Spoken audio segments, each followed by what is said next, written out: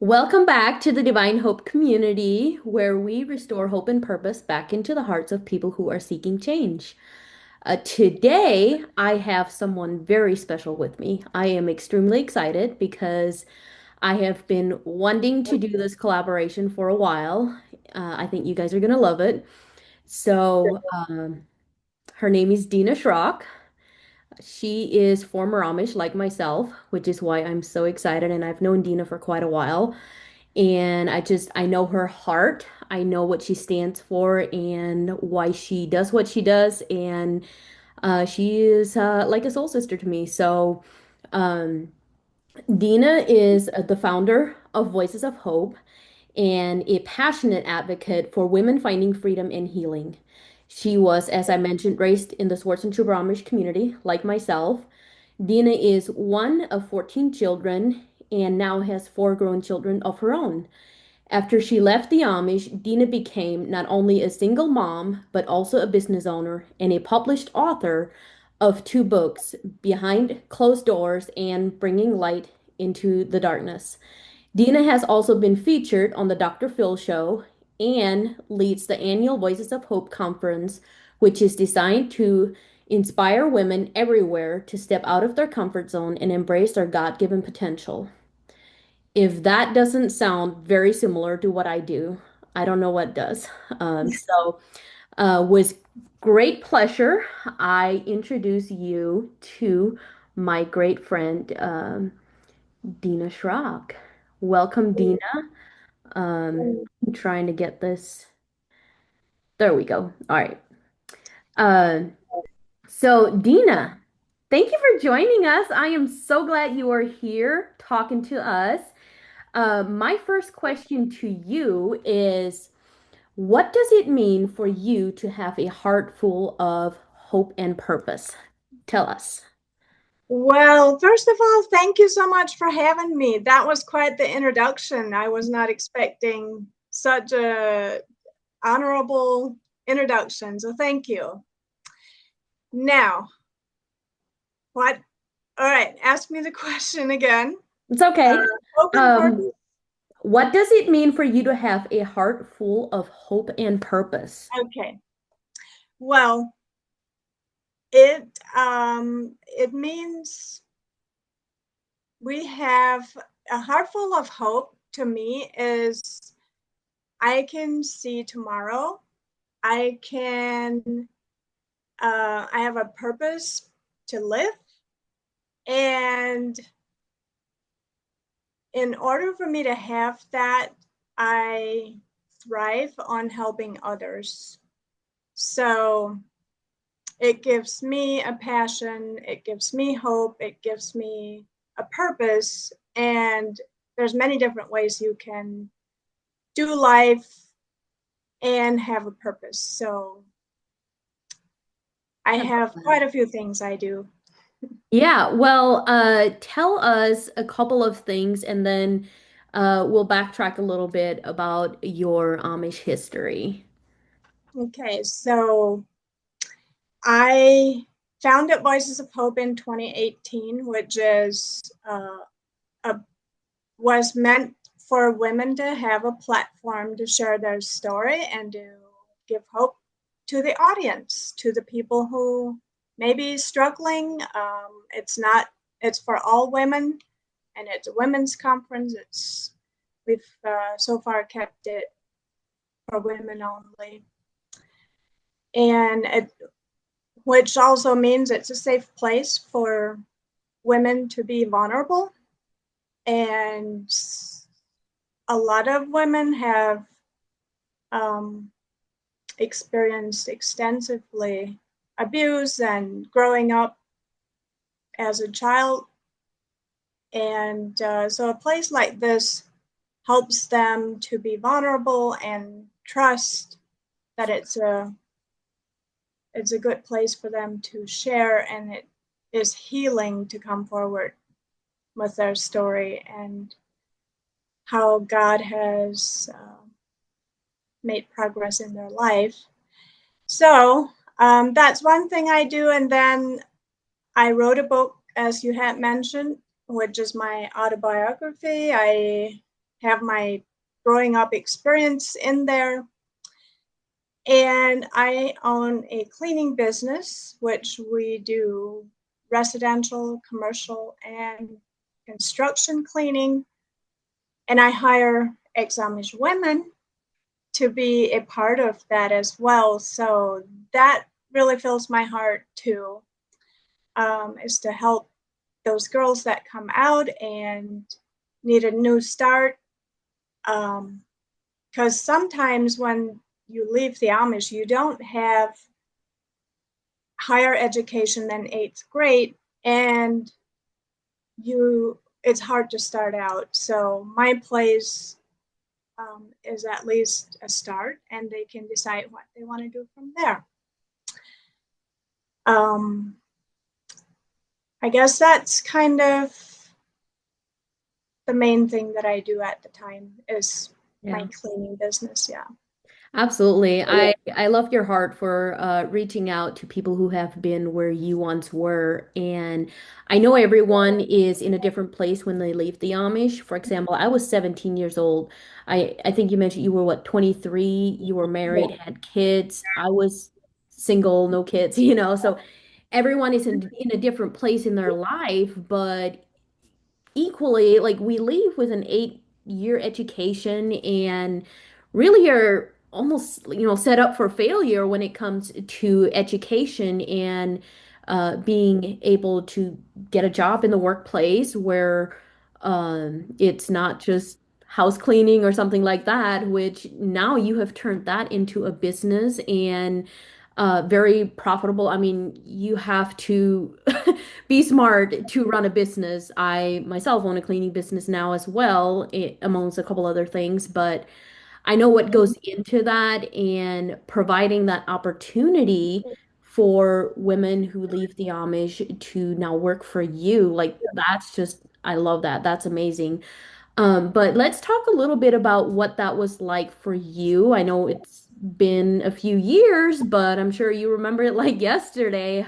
When you left the Amish, why did you leave? Like, what was your number one reason that you're like, I gotta leave the Amish. I can't do this anymore, especially after being married and having kids. Yeah. So that's a really good question because having kids actually makes you think, how do you want to train your children? How do you want to teach them? And my biggest thing was I don't want to teach them a lie. Like I felt like I was taught a lie after I knew the truth that you don't have to be Amish in order to get to heaven, which I was told. And so as I was thinking, well, if I stay Amish, then literally that's what I'm going to have to teach my kids is you got to be Amish in order to get to heaven. And I felt like that's a lie. I don't want to teach my kids a lie. And also the shunning, the way they used to shunning. Now, I was a member of the church, so I sat in, how the members, they all sit together after service. Like a And members only group. Yeah. yep. So I sat in there and I heard everything. And I was like, yeah, the shunning, the way they used to shunning, uh, it just doesn't make sense. And then if a guy sexually abuses one of a child, then yeah, he just gets shunned for like 2 to 6 weeks. And then everything's back to normal, it's supposed to be. And it's just not right. I mean, they shun a person like that should be held accountable and go to prison or the law should get involved for something like that instead of just a slap on the wrist and you keep on going. So, and then they also shun people who leave the Amish, which I'm shunned. And that I don't agree with either. Like, I didn't sin by leaving. So, but yeah, that's how they do it. Yeah. And I don't agree with that either. So that's Yeah. the reason I left. Yeah, so it sounds like it was the religious part that drove you away, which it was similar for me. I was seeking answers that they weren't providing and things weren't making sense to me.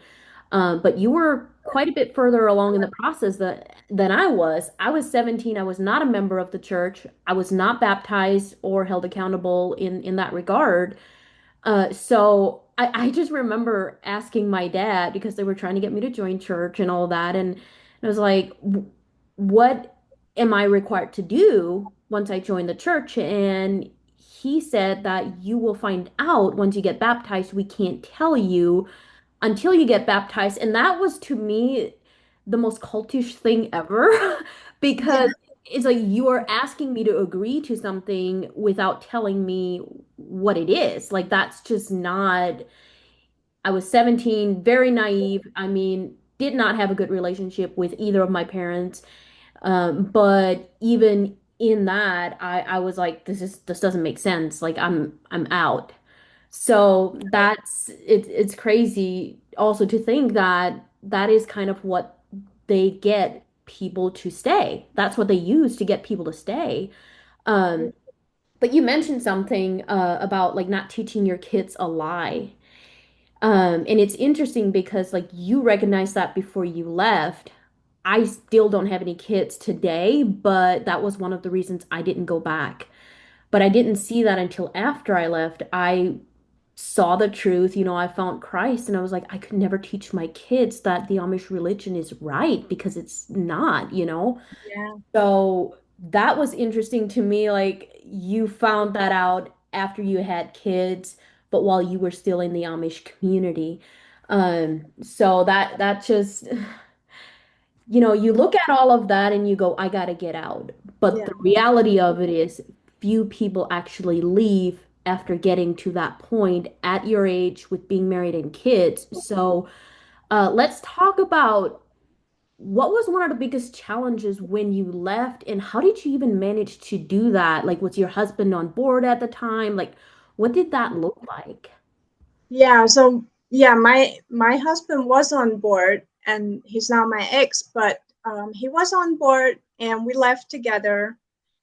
And I'd say the biggest challenge was my family. I was close to them, and my mom said some really, really horrible things. She wrote me terrible letters about me going to hell, and then one time she also told me I don't have to leave just because my husband does. Like I could stay Amish and let him go if that's what he wants. And just things like that my mother told me, that was really, really hard for me. But um and the fact that I would never ever be able to eat with my family again, to think about that was really, really hard. Um, but luckily, God changes their hearts, and I do have a few siblings that have also left the Swartzentruber Amish. I think there's still, I want to say there's still 6 of them that are still Swartzentruber Amish, and they would not eat with me. But Mhm. um, so yeah, I'd say that was the hardest part, was family, the rejection, and fear of man. I did not want to be seen behind the wheel. So it took me quite some time to drive, to Mhm. get my driver's license. But after a couple years, I felt more free, and now I feel really, really free. I have freedom on my arm. I love that tattoo. That is amazing. I know we've talked about this before. I'm still in the process of I want the tattoo so bad, but I'm scared of needles. I'm really scared of needles. But that's amazing. I know that is probably one of the biggest challenges people have when they leave the Amish or any cult for that matter. It was interesting to find out that Amish aren't the only cult in the world. There's actually a lot of cults that experience similar things as far as control and all of that. Um, but you know, how many years has it been now that you left the Amish? Actually, 23 years. I left when I was 23 and it's 23 years now. And I'm like, wow, I'm half my Oh life my I've been goodness. out now. All So, right, so we have to talk about full circle moments then. What does your life look like now compared to when you first left the Amish? oh my goodness. Well, I am financially stable and was not at that point. And well, when I look back 23 years ago, I was not wearing jeans. I was not wearing pants or shorts. I was wearing a dress still, even though we had left. I was wearing some doily on my head. And it took me a while to, be free to dress the way I wanted to dress, or even my husband wanted me to dress differently, but I wasn't free to do so. Hmm. And I made sure that I felt right in my heart with God before I did something. Hmm. And I just look back and I'm like, wow, Lord, you have freed me so much. I am so grateful to have ongoing growth, and the Lord is so good. Yeah, so you would say personal confidence and your relationship with God, having built that. I mean, your life looks quite a bit different now. You left with a husband and four young kids, and now you are a single woman with four grown, adult kids. So, yeah, I imagine it looks quite a bit different. And I mean, you seem very confident. I know you are confident, and just your heart for other people. I'm sure that, you always had that heart, but your ability to express it and act on it was probably very, um, in a box, if you will, in the beginning. Because of that, it's interesting to see how you leave a cult like that or a religion like that, but yet you continue to do certain things in the same way because your mind hasn't transformed yet. And I can definitely say I had that Mhm. for a very long time. There's still times where I'm like, I got to do this. I'm like, no, that's like the Amish way, you know what I mean? So it's that religion. Uh, Yeah. so some people would say, you got brainwashed, and I would venture to say that I needed a brainwashing because I was very, don't want to like speak for you, but I feel like both of us kind of, we grew up so sheltered that we didn't have a voice, and I feel like it probably extended for you having a husband to continue that, modeling that for you, and then kind of maybe feeling trapped in you don't want your kids to experience that. So you have to do something, but can you? You got a husband who you're submitting to and all of that. So, do you want to talk a little bit about what that looked like? Yeah, I mean, well, so we had left together when I was pregnant with our second child.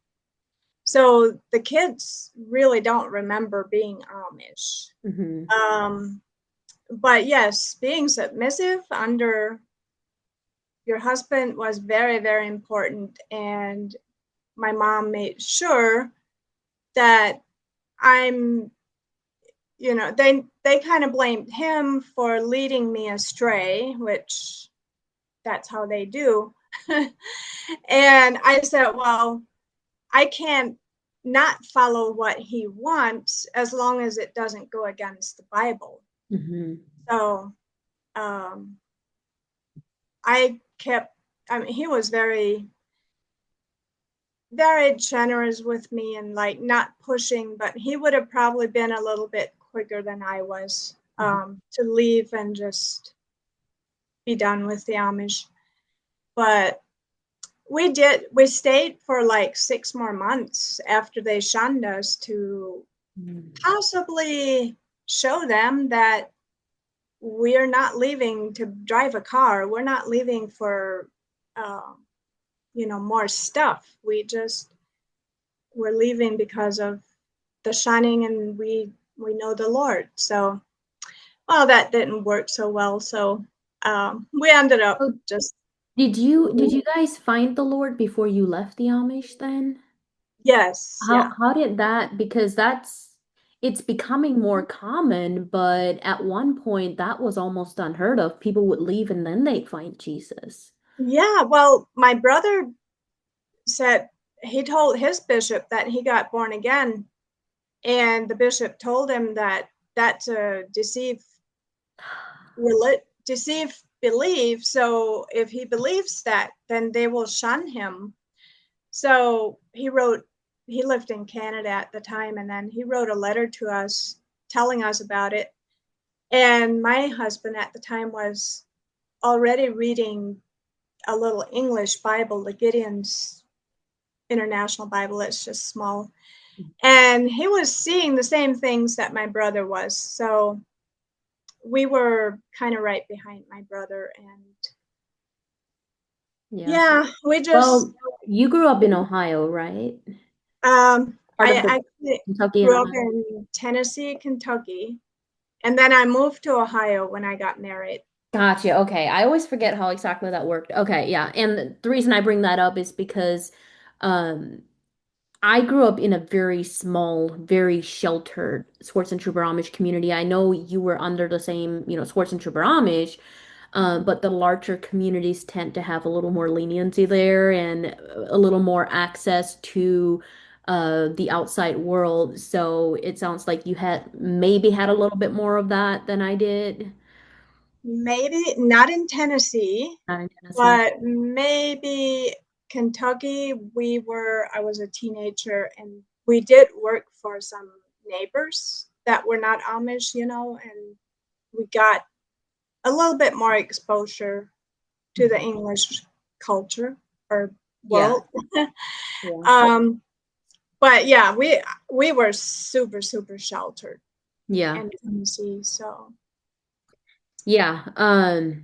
Well, what would you say has been one of your biggest like moments of revelation since you left the Amish? One of the biggest challenges that turned into, wow, I learned something from that. oh boy. And I know you Well, probably have a lot to pick from because I know part of your journey, but yeah, maybe, I yeah. I could like maybe go into the dating scene about it. I I don't know. Like, all right, my darkest time in my life was the year after separating from my husband. So that was like a super dark year, and I wish no one to go through that. I um, had a very hard time popping my head above the water and not just I got panic attacks and I was very depressed and so it was really hard with four kids and they were all teenagers at the time. Um, but then 2 years passed and things got a little better and I realized I have to make a life for myself. I can't You cannot live in a victim mentality. Yes, we need time to heal, we need time to figure out our life, what we want to do, and there's no rush. God has no time. I and each person is different on the time. So if you're going through this, just give yourself the time that you need. Um, I then 2 years after I did move to Florida, from Ohio to Florida. And that is when I started my cleaning business. And I have learned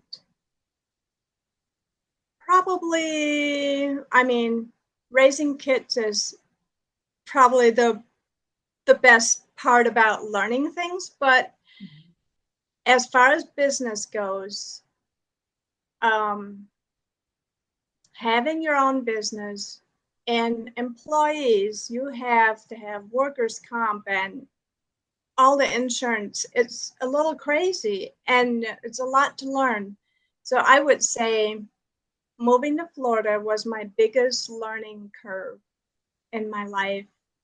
I had 6 employees at one time, and I'm at two right now. But um, yeah, it's been an interesting journey, and I wouldn't trade it. I don't regret doing what I'm doing.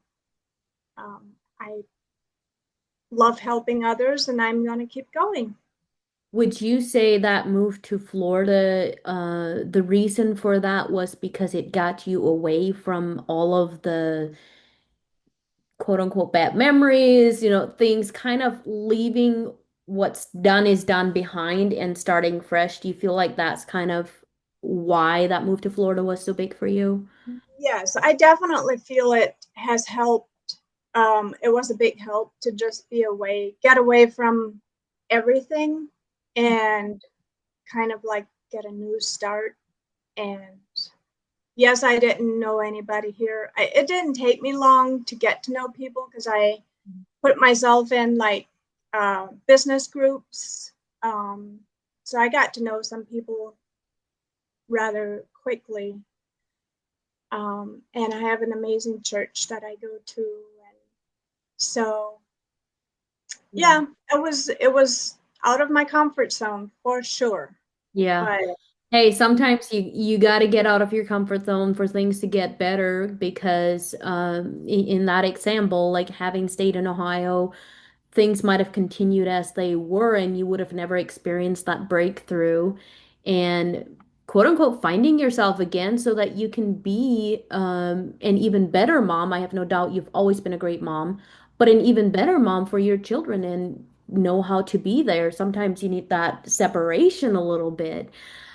But at this point, you were already a published author and you already had Voices of Hope going. Is that correct? yeah, that's right.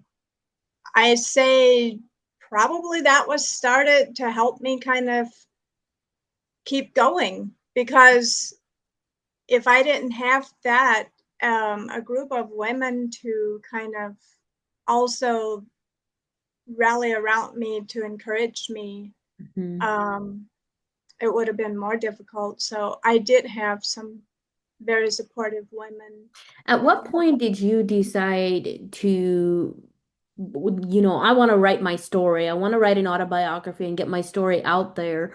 And then on top of that, starting a yearly conference for other women like yourself to come together and encourage each other. Because wasn't that kind of a two in one, or which one did you do first? How was that? So I did my book first, but it came out just before the conference started. Um, and the reason I was really adamant about putting my story in a book was because I got a lot of questions. You know how it is when people find out that you're from the Amish, they have all these questions, and then they go to these Wanda Brunsetter books. And Mhm. there's another author that writes fiction books about the Amish, and I'm like, yeah, yeah, yeah, yeah. No, Amish life is nothing like those books. Just believe me. And that really, really, I was like, I have to put my story in a book because everybody thinks that the Amish are just like perfect, I guess. Kind of. I think the world view is kind of like that towards the Amish. And I tell you what, they're humans just like everybody else. And I really wanted the world to see truth about the Amish. And so that's part of the reason I wrote a book. Yeah, I mean, you are one of the first people I ever heard of who came from the Amish and wrote their story. You are actually the first person I called after I had written a part of my story. I'm like, how do you even publish this? Like, how does that even work? And then the vulnerability that comes with it. I just remember that initial conversation. I still remember where I was. I was at my friend's house and we were having a hard time like internet connection because it was a very rural place. I remember it like yesterday, but because I was so intrigued that somebody actually dared to put their story out there because of the idea the outside world had about the Amish at that time. We didn't have TikTok educating people at that time. Now there's a lot of ex-Amish who are putting out content, and a lot of it is actually very true, very factual about the Amish, but that was not when you published your book, that was not the case. Right. So I just remember going, dare I? And even things that I put in my book, like I took so much out because I was really scared of revealing too much because it's almost like at that time people had the idea that the Amish are this, there was a lot of envy around it. Like, oh, I envy what they have. They live a simple life, they're reserved, they don't cause any trouble, Mhm. which it's kind of true. It does look like that from the outside, but Mhm. it's a cover up for some very, very dark things. Some a Yes. lot of secrets which come with any cult. You know, if there is a cult, specifically a religious cult, um, they have this hold on people, and then you are raised in a grooming environment to live a certain way, and it causes you to believe that abuse is normal, or you know, they want you to believe that their way of life is normal and it's the only way, or you're going to go to hell. You know, you mentioned that that's one Right. of the biggest reasons people don't leave is because the bishop, I mean, their teachings are, if you're not Amish when you die, there's no chance of you going to heaven. Yeah. So I know for me Yeah. that was very scary. They drive Oh, that yeah. fear into you. So Exactly. And then my mom also was taught us like, oh, if you don't wear a covering, God's not going to hear your prayer. mhm. And so for the longest time that stuck in my head. And I really needed a reprogramming and like wash my wash my whole thinking out because and that is what God did to me. I mean, now I can think clearly when I read the word and it's so nice. Yeah. But you wrote a book. What year was it when your book came out? Oh gosh. Well, I left in 2013, and I want to say I published my book, was it in 2019? April of 2019, I think. Yeah. It was right after I made a big move similar to what you described, moving to Florida. I moved to a different state, didn't know anybody, like not even one soul. You know, I had zero connections. So that was an interesting yet fun adventure for me, but I'm kind of adventurous in that way. I love the thrill of it. And it's almost like when that thrill wears off, it's okay, I gotta go on No. another adventure, but it does get old when you don't put roots down. And you mentioned community. I cannot stress enough how important community is. I have Mhm. certainly found community here, and I know you mentioned you did. What would you say is what's one tip you can give people on finding a good community in that sense? Yeah, I would say, well, you have to get out and about, or you have to talk to some people, or you have to either, I mean, nowadays they also have Facebook groups in the areas where you're at. So maybe even, I see that a lot here. New people come in and they make a post in that group that they are looking for friendships or even a church or like some type of gatherings, and then that's a good way to get started is if you have that Facebook group to kind of ask and then go from there and check things out and see what is best for you in the area that you're in. Yeah, Facebook is definitely a privilege we have now. It has advanced so much. I mean, I definitely did not see that as an option when I first left the Amish, but then when I moved here to Tennessee, that's what I did. I there's so many communities now on Facebook that you can connect with, but even more so, just if you were already brave enough to make this step, take one more step and venture out into your community. People are really not as scary as you think they might be. They're just human, humans just like where you came from. And it depends what part of the country you are, but I found out in the South, people are very friendly. So, up north, not as much. Be careful how I say that, but Yeah. it's you know, you can find your community wherever you are, and it's very important to do so. So, whatever means you have to take in order for that to happen, do it. Just connect with other people. Um, Go to local churches. I mean, you don't have to step foot inside a church and think, well, this has to be it. I'm never going to try another church. Find one that works for you. Find one that you can connect with and um are they going to be the type of people that you can call up at 2 in the morning and they're going to show up at your house because you need the help? Like you need those types of people. You need that kind of community, um, especially knowing you don't have your biological family close by. And Yes. that's why, and I would love for you to touch on this, Dina, but when you leave, you are so vulnerable.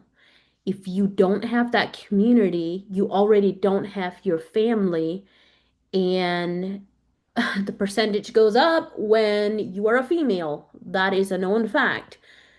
But it makes you so vulnerable. You are prey for the enemy, and there's just you're putting yourself out there for so many things that you really don't need. Yeah. And I just want to applaud you for leaving by yourself, leaving the Amish, because I had a husband with me. And as you were saying that, I'm like, you know what?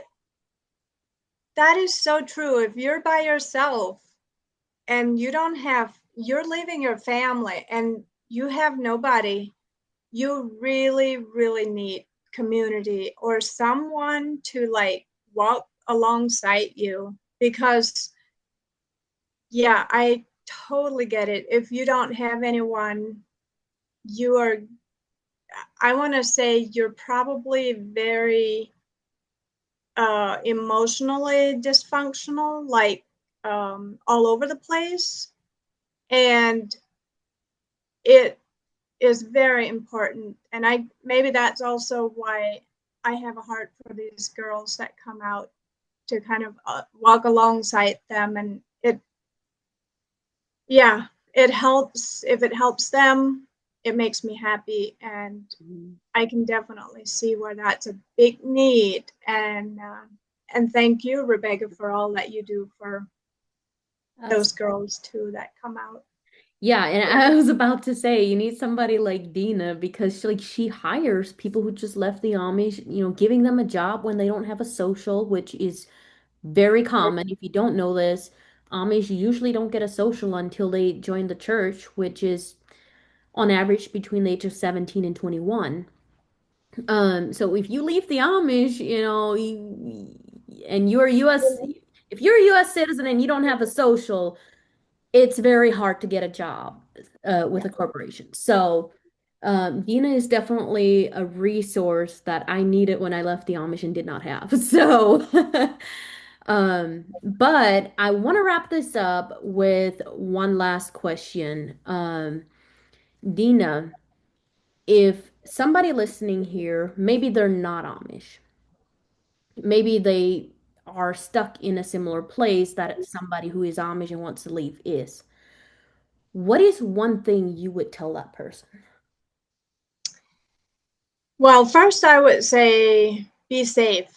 Get to a safe place. If you are going through something where you feel unsafe, reach out to someone. I don't know if you have anyone in your life, but don't just isolate. Um, Speak up and talk to someone and get to a place where someone can walk alongside you, and don't be afraid to ask for help, because I think also, and I'm speaking for myself, um, being afraid to ask for help, I have been there, and I'm not easy to ask for help because I become very um, I either do without or I do it myself, and I don't know, is that maybe from the way I grew up, being afraid of asking for help, but I still have a really hard time asking for help. So, but I want to encourage you, if you are needing help, don't be afraid to ask, because there is somebody out there that will gladly help and walk alongside you. Yeah, absolutely. You would be surprised how much help is actually available out there if you just do the one thing that is within your control, which is to use your voice and be wise in doing that. I understand the consequences of speaking up at the wrong time or to the wrong person. So definitely be cautious, be aware of that, but also don't allow that to stop you from asking for help at all. Like Dina said, I've had a really hard time asking for help, and that's because I didn't think help was available. And I think you're right, Dean. I think it might be part of the programming of growing up. There was just never the help that we needed was never available. And if we dared to speak up, we were shut down because we were not only as children, but also as women, we were to be seen and not heard. So I think that was very much ingrained in us, but I realized the more that I seek out who to speak to, the more I found those people. And similarly, when I went through my divorce, I felt so alone. I was scared to tell anyone what I was going through. But the second I started speaking up, I was almost overwhelmed with the amount of support that I got. So I just please listen to Dina. Like do it. Yeah. Whatever you do, do the one thing that is within your control, which is to speak up. Find that one person you can speak up to. So with that being said, any parting thoughts you want to share, Dina? How can people find you? Oh, well, I have a website, denaschrock.com. You can go on there, or you can just go to my Facebook, Dena Hirschberger Schrock. My maiden name is in the middle, Hirschberger.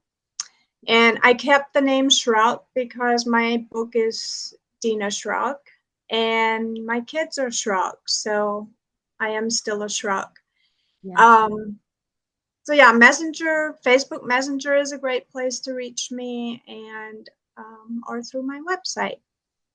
Yeah, definitely give her a follow on social media. She shares a lot of content there and a lot of just her heart and how she helps people. And you'll also see updates on the Voices of for the Voice of Hope conference and all of that coming up. So give her a follow on her social media. We will put the links in the captions. And yeah, with that being said, we will see y'all next time. Thank you for being here, Dina. Oh, thank you so much for having me.